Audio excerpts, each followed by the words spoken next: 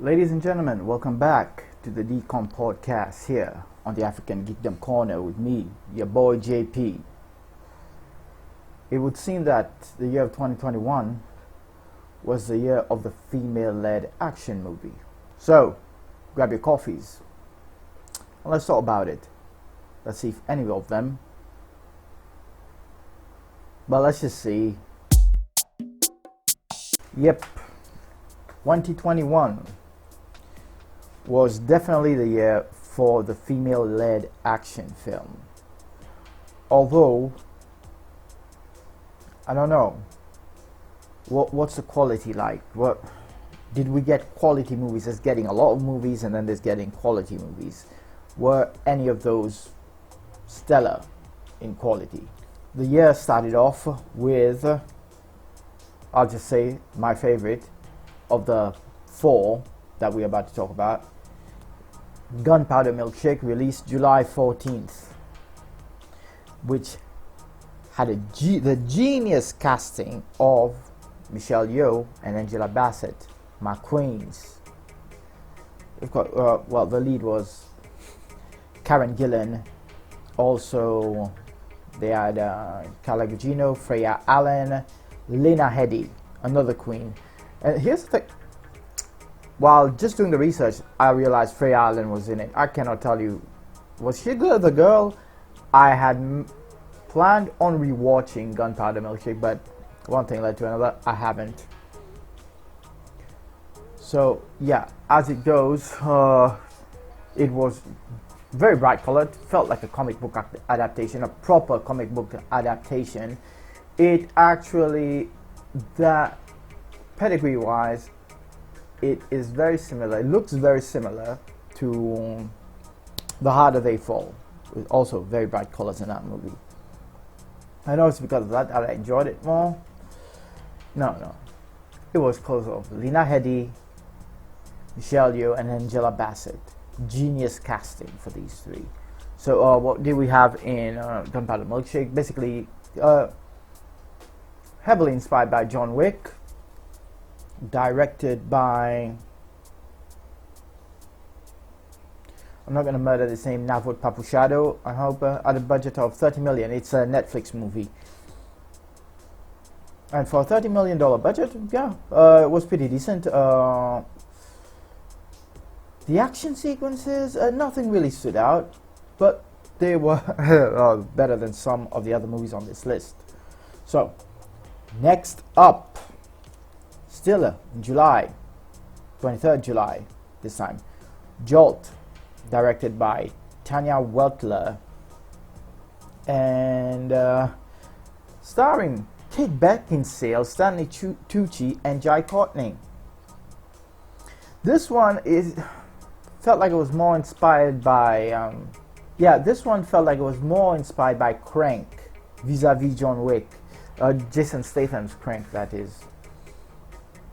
And what's it about? Kate Beckinsale not in her underworld mode. Kate Beckinsale basically had anger issues, explosive, probably a made-up thing. Stanley Tucci is her psychiatrist, advising her on going out on a date. Turns out the date is played by Jai Courtney. The date gets killed later that she's had for only 2 days. She loses her shit, goes on a murderous rampage, trying to find her 2-day-old boyfriend's killer.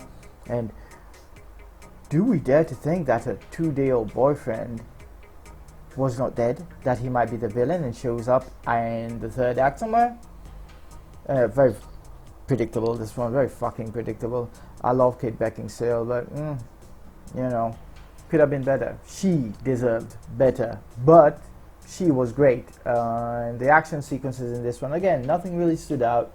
Except for there was kind of a great extended action sequence in the third act, but you could tell it was a stunt double.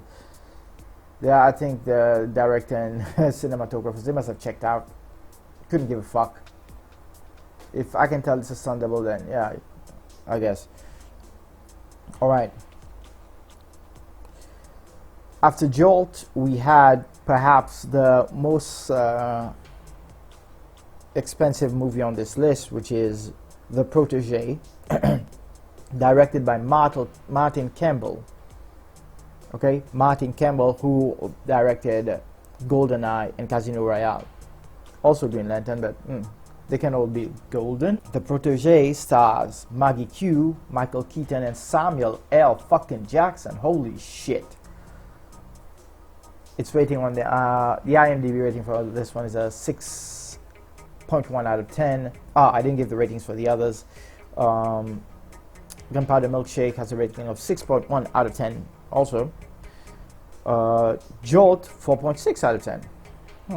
Has the lowest rating of the bunch. So, The Protege, starring Maggie Q. Maggie Q, whom I love,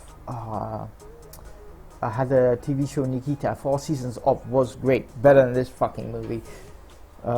Again, another actress who, in my opinion, she's better than this movie. Sam is better than this movie. Michael Keaton, better than this movie. Although, this is the one that had better action sequences. Don't forget, Maggie Q is a student of Jackie Chan.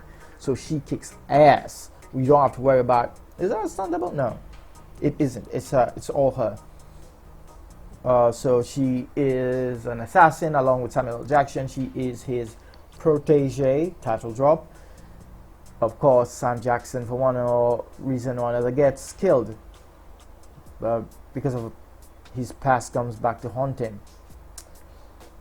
And then she goes on a revenge quest to find who or why he was killed, for what reason. But do we dare to think that maybe he wasn't really dead? That he would show up in the third act at the last minute, either as the villain or some kind of avenging angel? Dare we think that? Also filled with tropes and some predictability. Execution is everything, but this one has a great pedigree. Martin Campbell, great director. I don't know how it fell apart.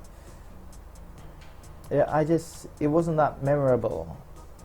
I mean, damn, Robert Patrick is in it. Fucking T-1000.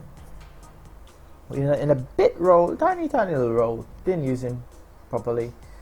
I don't remember if there was sequel bait for this one, and remember there was sequel bait for Jolt and Gunpowder Milkshake, both of which I will be there to watch the sequels because I think it can only go up from here. Okay, fourth on our list is Kate, directed by Cedric Nicolas Trajan. So a lot of these directors, 3 of them, I've never heard of them. I don't know if they're any good. This one had a budget of 25 million. Okay, released in October, 9th of October 2021. Cast is Mary Elizabeth Winstead, Woody Harrelson, and the girl is Miku. Yeah, I'm not going to do that. I'm not going to mess up her name. Yeah. So this one has more in common with Jolt, actually.